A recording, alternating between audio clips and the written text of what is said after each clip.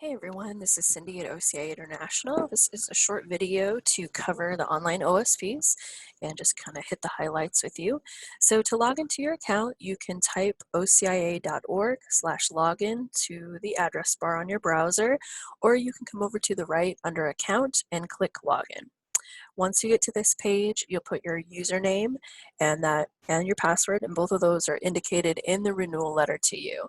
And after you click those, you will click Login. The first thing that you'll have to do is update your password to something unique to you and that only you know, and then you will also update your email address. This isn't an email address OCIA needs to know. You don't have to put it on your certification application, but you do need an email address to create the account. So you'll enter this information and then scroll down to the green button that says Update Information. After you click submit, you will be taken to this page that has the organic system plans. If you are in the United States or you're requesting the National Organic Program, you would click here on the left side. If you are in Canada or requesting the Canadian Program Core, you would click here on the right. And once you do that, that will take you to the certification application. That is the first page that includes your operator information, the programs you're requesting, and the scopes you're requesting. One thing you'll note is these little red asterisks, that is required information. So if you don't complete these fields, there will be an error and the system will not go forward until you complete them. Another thing you'll see is these little buttons on the right for adding additional rows. So you'll see this here for adding additional contacts. You'll see this when you're requesting products for certification, that if you need to add additional information, you click to add another row, or you click the minus to delete rows. You'll also notice some questions have a not applicable button. So if something doesn't apply to you, then you would click not applicable. And you'll see this throughout the organic system plan. So if you read the question, it doesn't apply to you, click not applicable and it will disappear.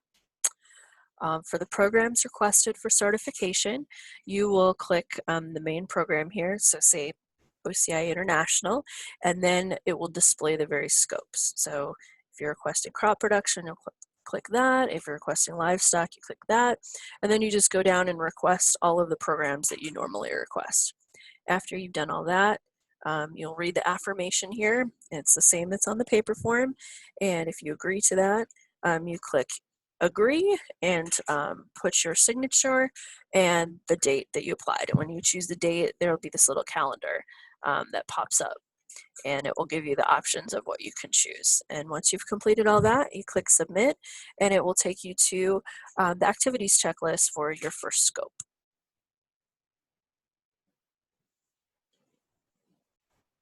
So you've clicked submit after the certification application, and so it will bring you to required forms. And so this is where you can get started completing all of the organic system plan modules. So if you want to get started on crop production, you click that and then submit checklist here. And then this will take you to the activities checklist that you would complete. So it's just like the paper form. You would look at all these statements and click the ones that apply to you. And then when you've clicked all of the ones that apply to your operation, you'd click submit.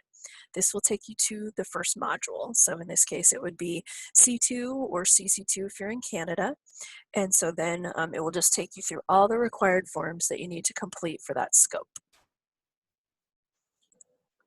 So let's say you need to step away from your computer and finish this later. What you can do is you can choose to log out, and at a later time, you just come back to the same login page, put in your information, your new password you created, and click login. And this will take you back to that main page for the organic system plans. And what you can do is you click on crop production, and you will see you still have all of these forms to fill out. So you just start at the top, click C2, and it will take you right to C2. Some other important things is if you need to download copies of your PDF, which of course you have to have a copy of your organic system plan. So you'll want to download copies to keep on your computer or print out. If you also find you made a mistake and you need to edit something, you can click over here on the left at Edit Forms. And so this will take you to all the forms that you've submitted so far. So I haven't completed much yet. I only have my certification application and my activities checklist. But if I know I made a mistake on one of those, I can click Edit Entry. It'll take me back to that form. I can make the updates I need to make and then submit it again. If I know that it's okay, I can download it to my computer. Then I click Download PDF. And so that will allow me to save a copy for myself. So let's say I've downloaded all the forms I've needed to download to get back to the main portion where the organic system plans modules are listed. I just click on the left, Organic System Plans, and it will take you back to this page. There's also a couple options here to update your certification application or reach that same edit forms, these two options right here. So basically, just start completing it, and once you get to the end of a scope, then you can add your supporting documents.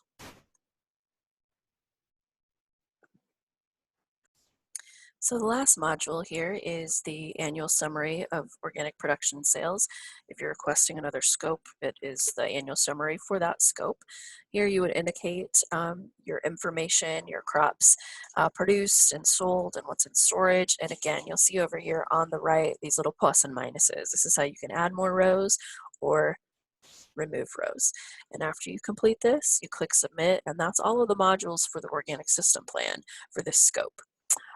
In this case, though, you can then add your supporting documents. So rather than sending us your field histories, new maps, things like that in the mail, you can actually attach them here.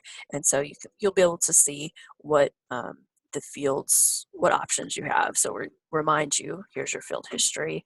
If you have new field information, new inputs, things like that, then you can add those here. And there's also an option if you do not have anything to upload, then you can click that box if you don't have anything. And after that, you can continue on filling out other scopes. If you have livestock or handling, you can then go to those checklists. If you're done with your organic system plan, you'll then have the option to submit everything to us. So you can see here, I've completed all the modules for crop production, and so this button has appeared here. Click here to finalize the submission. And when I click that, it has some information that you'll want to read, some reminders about payment, if you're sending us hard copies of supporting documents. If you don't have them digitized or can't digitize them and you don't want to attach them on that previous page, that's fine. You can just mail them to us or whatever method you've used in the past to get them to us. There's some other notes to check out, and then you just click, when you're ready to, you've read everything and your application's ready to go to us, click submit now.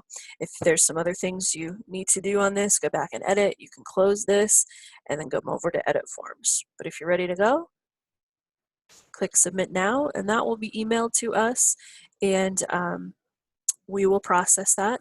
And if we have any questions, we'll get in touch with you like we normally do. Well, thanks for watching, and we look forward to working with you this year. Thanks.